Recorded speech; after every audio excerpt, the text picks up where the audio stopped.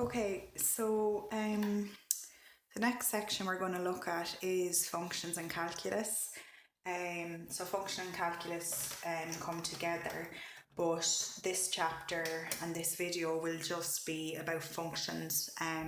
We'll move on to calculus later on after this. Lots of links to algebra, so all of your basic skills that we learned in algebra, you'll see a lot of it popping up here. So first of all, the definition. A function is a rule that maps an input to an output. Okay, now these inputs and outputs are very important. The inputs are x values, okay, also known as inputs, and this is what creates the domain of a function. The y values are the outputs and they create the range of the function. Now, when I'm talking about x values and y values, this links to our x and y axis, and we will be drawing and graphing these functions as well. Okay, so that's really important. Now, what a function looks like. So these are examples of functions. So f of x is equal to 3x squared, that would be the function. G of x equals 3x plus 4, that would be the function here. Just different notation, f of x here, so 3x squared plus 7x minus 4, and g of x here is 7x cubed. So this is your notation. So these are like the names of the functions. Here, this, and this here is also notation. So they're like the names of the functions, okay? Now, just a quick example here of, we'll see some substitution that we would have looked at in algebra. So the function here is 2x plus 6. Find f of 2, f of minus 2, and f of 0. So what you should notice here is instead of the x, you're now subbing in a 2. So it becomes 2 times 2, which is 4, and 4 plus 6 is 10. Here, instead of the x in the function, we're subbing in minus 2. So 2 times minus 2 plus by minus is minus 4. Minus 4 plus 6 is plus 2. And then 2 times 0, 0 plus 6 is just 6. Okay, so there's some of the very basics that you might see in some questions. We'll keep moving. Another typical exam question here, we have a function here is 4x minus 1.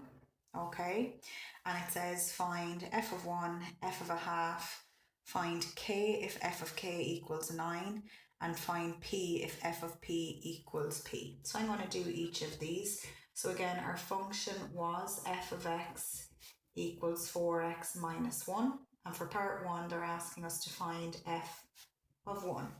So as you can see here, when x is in the brackets, then the variable here is x. But now we've f of 1, so instead of the x, we're going to replace it with a 1. So 4 times 1 is 4, and 4 minus 1 is 3. And that's your final answer. So this here would be your output. The 1 here is your input. You put it into the function. And just keeping in mind, the output represents our y values, so on our graph, and the input represents our x values on the graph, and we'll see more of that in a moment. So part 2, f of a half, okay, so we 4 times a half minus 1, so 4 times a half is the same as 4 over 2, which is 2, minus 1, which is 1. Now, just be careful for part 3 and 4, slightly more difficult. So find the value of k if f of k is equal to 9. So they're telling us we have to find f of k and let it equal to 9. Now remember, when it was f of 1, we replaced the x with a 1. When it was f of a half, we replaced the x with a half. So we're now going to replace the x with a k. Okay?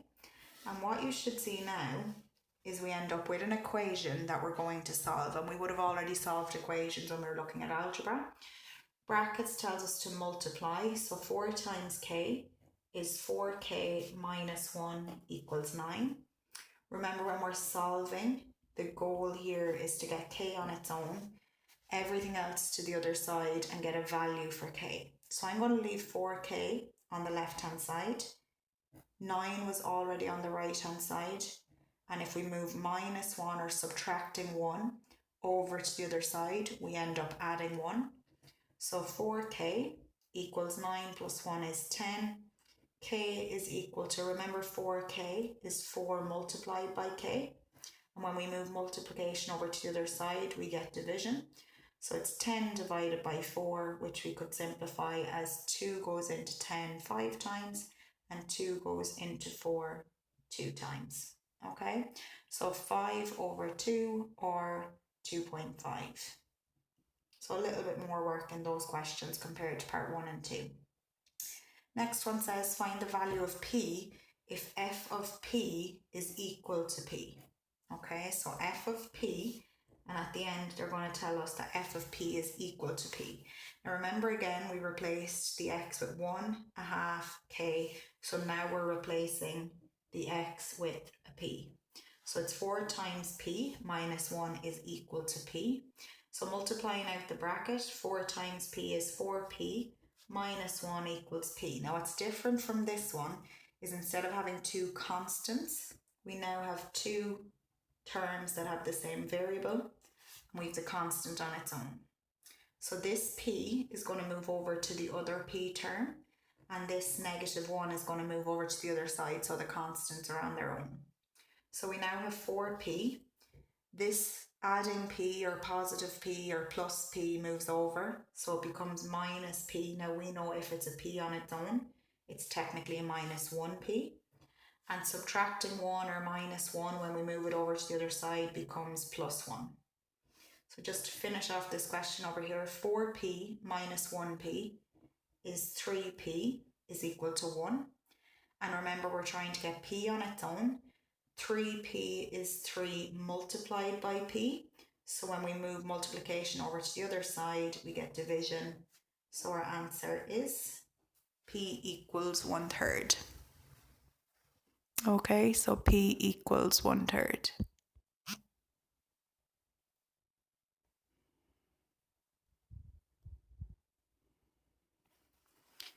Okay, so let's start looking at the different types of functions that we're going to see. Okay, so we're going to start off with linear functions. Okay, and these are the easiest or the most basic type of function. I've just written here the shape, positive, negative, so a couple of things we need to talk about here. So first of all, a linear function is going to look like this, okay, where a and b are going to be numbers, and x here is just the variable. So the b here will be like a constant and the a here will be like a coefficient, and we would have looked at those terms at the very start. So an example of this would be something like f of x equals 3x plus 4, okay? G of x equals minus 2x plus 7, okay? And there's obviously an infinite amount of examples we could give here. What we need to remember is a linear function is going to give you the graph of a straight line, okay? So it's always going to be the graph of a straight line. The other thing we need to look out for is there is no powers on the variable. So what you can see here is it's just an x. It's not an x squared, it's not an x cubed, it's not x to the power of 7, anything like that. It's just an x on its own, so it's x to the power of 1 technically. Okay, so that's how you identify if it's a linear function. It's just an x term, there's no powers with the x. Now when I talk about the shape and the positive and negative, when we graph our function, if it's a positive x, okay, so if it's a plus x, we can see this is plus 3x, our graph is going to be a straight line and it's going to be going uphill from left to right. We always read from left to right. So it's going uphill from left to right. Okay, and if we have a negative x squared function, so here we have minus 2x, you should expect your graph to look like a straight line, but it's going downhill, again from left to right. So we're reading from left to right and it's going downhill. So positive should be uphill, negative should be downhill. Now when you see a question like the question I'm about to do here, you should be thinking like, of all of this stuff. Okay, so this is a positive x, so we're expecting our graph when we draw it to be going uphill from left to right. Okay, now we're going to sub in our domain. So these values here are our domain, or our x values, or our input values. Now you should remember doing this before. We're going to draw a table, we're going to sub in our x values, we're going to get our y values, and we're going to write the function up here, which is 2x plus 12. Now, the beauty of a linear function is when we're graphing it, we really only need to use 2 input values, okay? And the reason for that is because this is a graph of a straight line, so we only need really a starting point and an end point. We don't need all of the points in between, it's just joining the dots.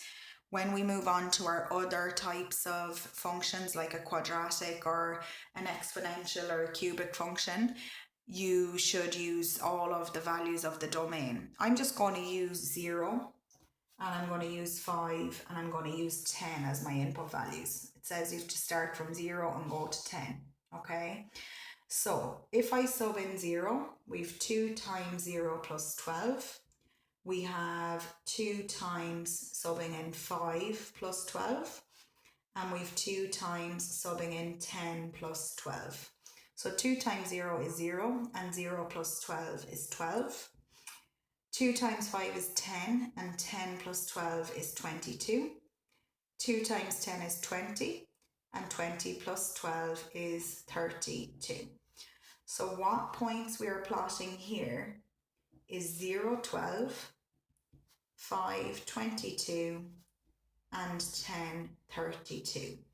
Now, these are your x values on the left hand side, and these are your y values. And this is important because when you go to draw the graph, sometimes the x and y axis will be given to you, and you'll just be plotting the points and joining the dots.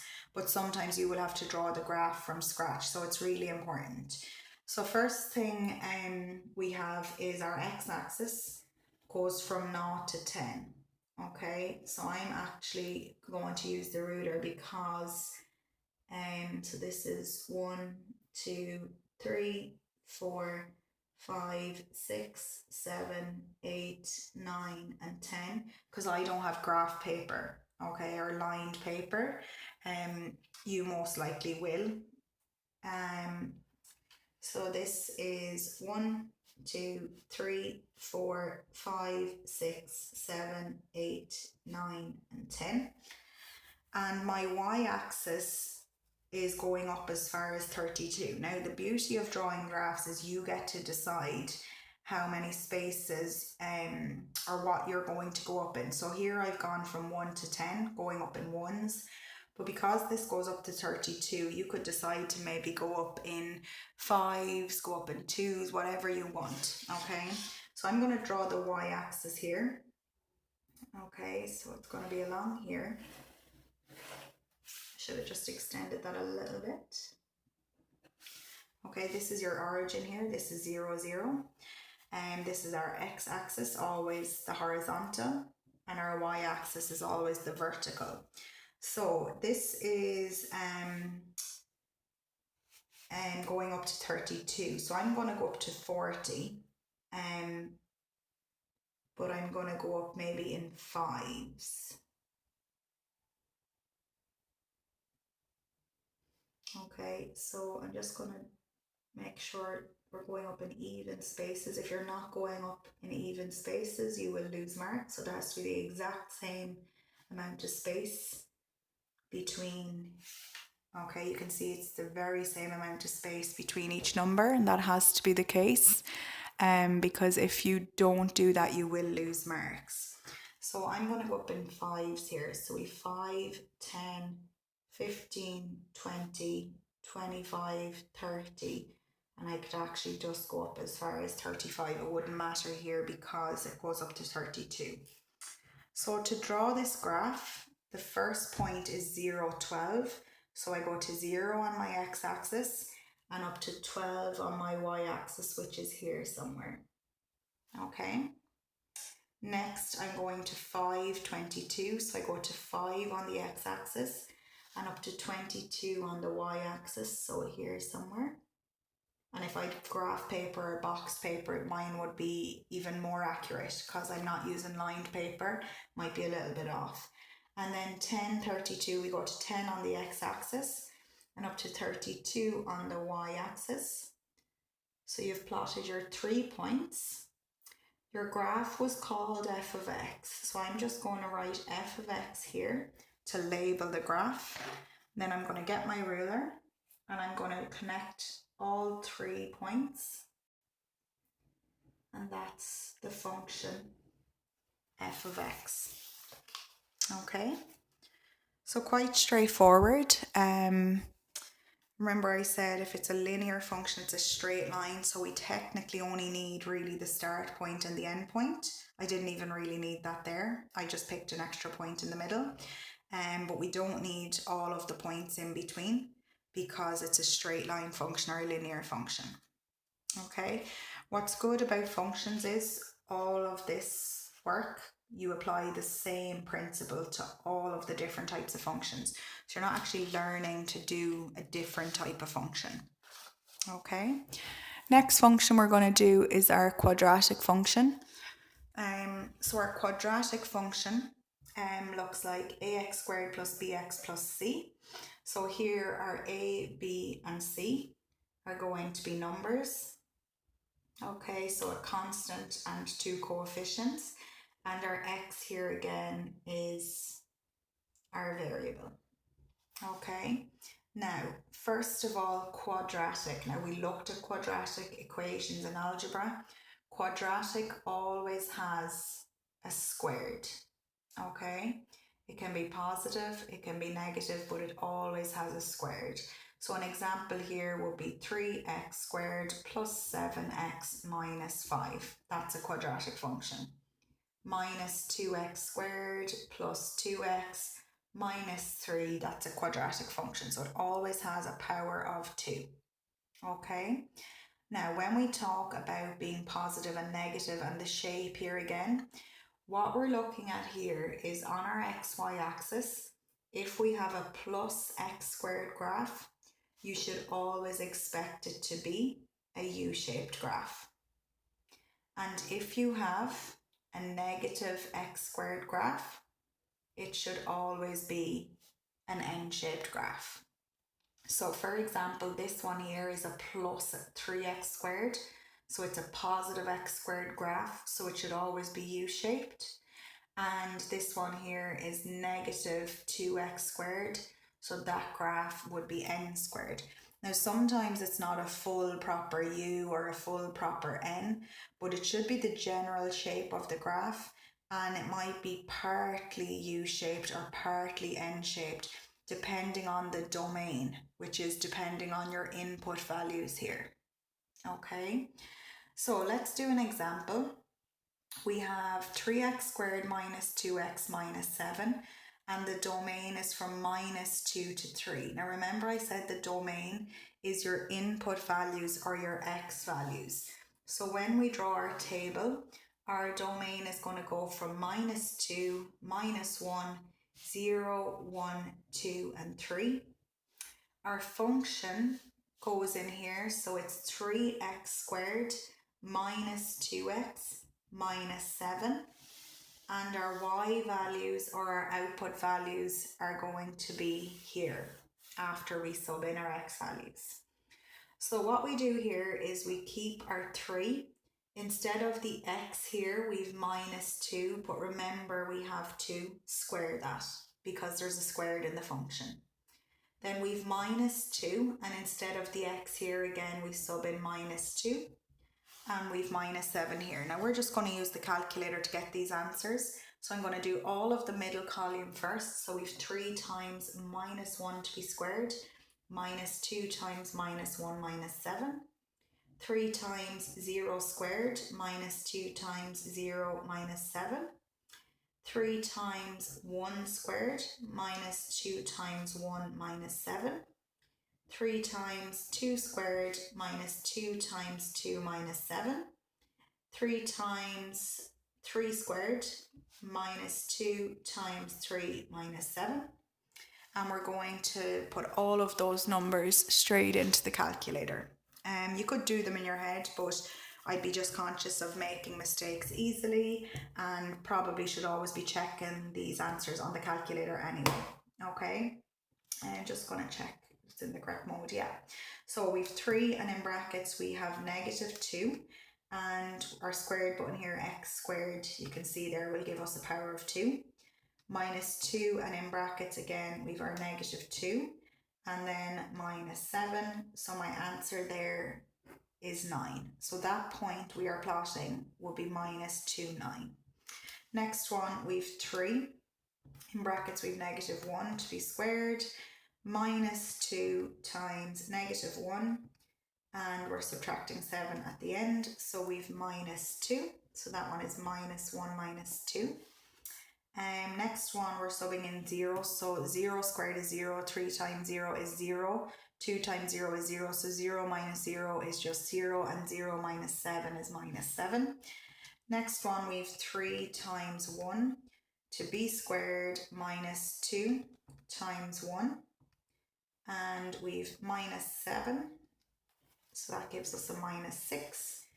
Then we've 3 times 2 to be squared again, minus 2, and in brackets we've 2 minus 7, so we've a 1.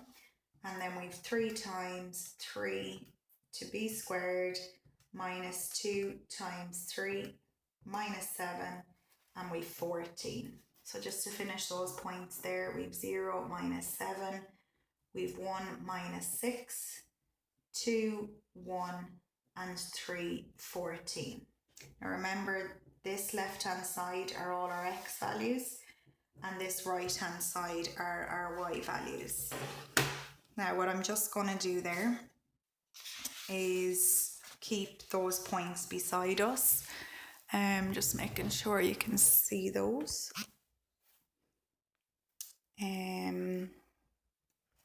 Yeah, so just going to make sure you can see those points here. And from there, I'm going to draw the graph just here beside it. So my x values go from minus 2 to plus 3, and my y values go from minus 7 up to 14. So this time we need to make sure we have our graph drawn above and below the x-axis. So minus 2 to 3, so we're just going to go like this and like this, and again we're just going to make sure we've the same amount of space between each of our points. This is our x-axis and this is our y-axis. Okay, so from here we have 3, so 1, 2, 3, and I'm using my ruler to make sure I have the same amount of space. You will be able to just use the graph paper and that will be given to you. So minus 1, minus 2. And here we're going up to 14 and down to minus 7. So I'm going to go up in 2s. So we 2, 4, 6, 8, 10, 12, 14. And minus 2, minus 4, minus 6, minus 8, because it's going down to minus 7. So we've 2, 4, 6, 8, 10, 12, 14, and then minus 2, minus 4, minus 6, minus 8. So first point is minus 2, 9. So we've minus 2, just see them there. So minus 2, and we go up to 9, and 9 will be halfway between 8 and 10. So minus 2, 9. Minus 1, minus 2. So we go to minus 1 on the x-axis and down to minus 2 on the y-axis. 0 minus 7. Now 0 is here, okay, where the two axes cross, x and y axis cross. So 0 minus 7 would be here. 1 minus 6 would be here. So 1 on the x-axis down to -6 on the y-axis. 2, 1, so 2 and 1 on the y-axis. And then 3, 14 is all the way up here to the top. Now, remember this should be a U-shaped graph because it's plus 3x squared. Okay, means our graph should be U-shaped. So we don't use a ruler to join the dots when it's a curved graph. So we just use our free hand and join the dots. Okay. And you know it should be U-shaped, so we're curving it at the bottom there. Bring it up to each of the points. You can bring it just beyond the dots because they would be infinite. And the graph was called f of x, so I'm calling it f of x there again. Okay, so just looking at our shape was plus 3x squared. So in my head straight away, before I started even drawing the graph, I was thinking, okay, this should look like a U shape. So if you plotted a point, say out here, a random point in here, it means that you've most likely gone wrong somewhere because you're expecting your U shape. Okay, so that's your basic of functions so far in that video. Basics of functions, linear functions and quadratic functions. Okay, we'll move on to the rest in the next video.